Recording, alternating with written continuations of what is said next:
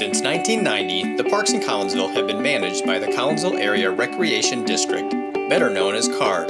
But since January 1st, 2018, the 5 parks in Collinsville have been under the care of the city's newest department, Parks and Recreation. Heading up that department is Kimberly Caughran, Director of Parks and Recreation. So I'd been the Park and Recreation Director for 12 years in the village of Godfrey. We did everything from parks maintenance to programming to the Great Godfrey Maze. When the position came open in the city of Collinsville with the opportunity to start a Park and Recreation department from scratch, I was intrigued and excited. So I applied and here I am. Being new to Collinsville, the first thing Director Caughran had to do was assess the parks and find out what she had to work with. So we have 5 main parks that the city has taken back control from the Recreation District. Woodland Park, Woodland Park, Schnooks Memorial Park, Morris Hills, and the Sports Complex down by the interstate. The parks have good bones is what I've been saying. They're beautiful parks, especially Woodland Park that we're in right now with all its old growth trees and how large it is with the lake features, all of the playgrounds. There's a lot to work with. It just needs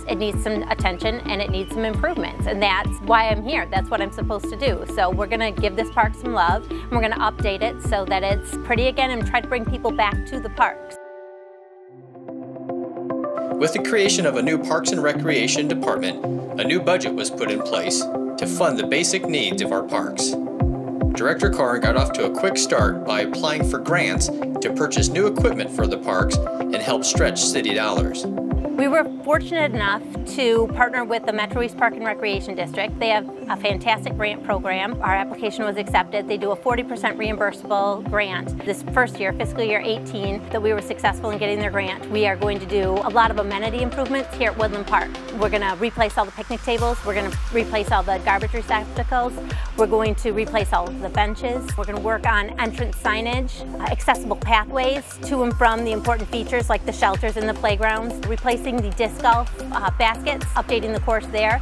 We'll also do 1 tee box per hole in concrete. And then one of the biggest parts of this project is to replace the Optimist playground with a new playground with safety surfacing that meets all sorts of accessibility standards as well as safety standards. We'll make the city dollar stretch that much further, and especially if we can use it and match it with grants from Metro East Park and Recreation District, that just allows us to do that much more.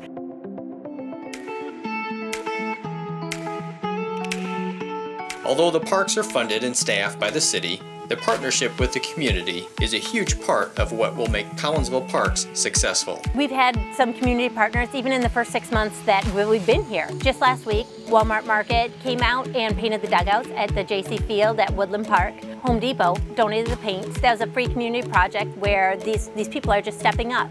Different churches have approached us about community service projects out here. The high school softball team and the Extreme have been integral in getting the sports complex up and ready for the season. They put a lot of time and effort and a lot of elbow grease into that park, and it doesn't go unnoticed. They do a really nice job, and we're appreciative to all the help that we can get. Kiwanis Club has already had me present it at their meeting, and they're looking forward to helping out in the parks as well. They've been a huge supporter of Willoughby Farm in the past. Now that Willoughby's part of the city as well, we will keep their partnership alive and hopefully spread it to the rest of the parks as well. Early in the summer, Director Caughran contacted the Illinois Department of Natural Resources to assist in evaluating the ponds in our parks.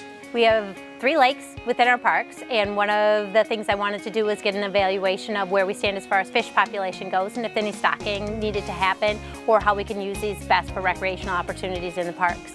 So we had the Illinois Department of Natural Resources fisheries biologists come down and shock the lakes to do a survey of the existing fish and the conditions of the lakes. They did the lake in Woodland Park as well as the lake in Schnooks Park and gave us a report as far as what we can do to make fishing opportunities better for the community here at the parks. So Woodland Park has got the most rentable shelters. It's got a lot of playgrounds, but the shelters have seen better days. So we're looking to replace the shelters using a Metro East Park and Recreation District grant again. Last night, the City Council gave us approval, a resolution of support to apply for that grant. And that grant would take down all the existing shelters and rebuild the shelters, including the amphitheater. So the amphitheater, I would like to make a focal point in Woodland Park for concerts in the parks and movies in the parks, and then hopefully even some programming aspects for performances that we can use the stage for. So Sports Complex has 12 rentable fields and a concession stand and restroom facility.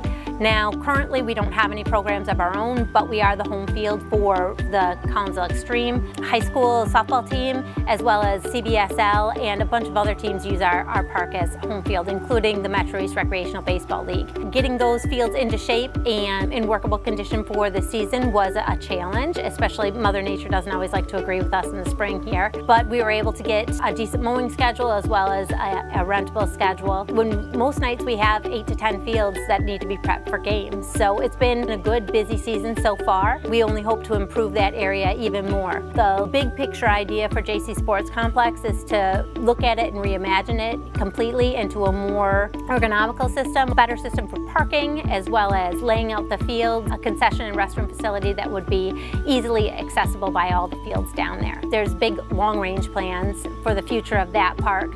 With its location as one of the entrances of the city, we'd like to really make it a beautiful spot, a beautiful welcome to the city. Also with the city and moving the water plant across the street, that's going to open up some additional space down there that we can work with, whether it's just additional parking.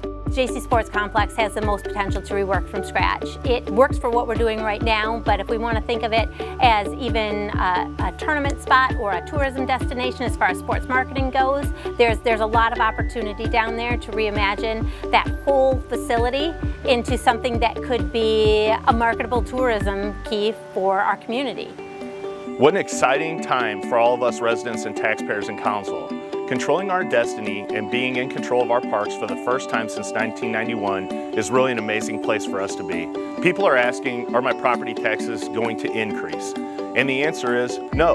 And that's a normal assumption for everyone to ask of government when a new program's created is, will their property taxes be increased? The council is really committed to remaining the third lowest property tax in the Metro East, behind Fairview Heights, which doesn't have a property tax, and Troy, which is just barely lower than Collinsville. The focus was on putting the cost of these assets into revenues from the operations, and then through an increase in the hotel occupation tax, and taking the existing 1% food and beverage tax citywide. And I want to remain clear that has remained at 1%, but it was taken citywide. And that's the smart way to run the city, just like you would a business. We take those revenues from the operations and we supplement it with visitors spending money, and then we leverage grants to make a bigger impact and make the money go further. And you already see these impacts in the parks through this funding in new picnic tables, new trash receptacles, new bleachers, new drinking fountains, and there are a lot more to come this year. And in the summer of 2019, one of the biggest impacts will happen with the city taking over the operations at Splash City. And you might ask, is that going to impact my property taxes? And the answer is no. The same approach that we're using for everything will apply to Splash City.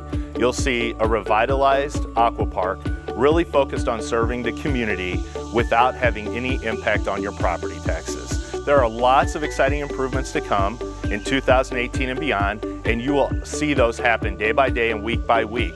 So buckle up, it's going to be an exciting time, and you can all rest assured that your property taxes won't be increased as a result of any of these endeavors. If it's been a while since you've been to one of Collinsville's parks, come out this summer and enjoy some outdoor activities and watch as the Collinsville parks are transformed into beautiful, fun, family-friendly spaces for our residents to enjoy.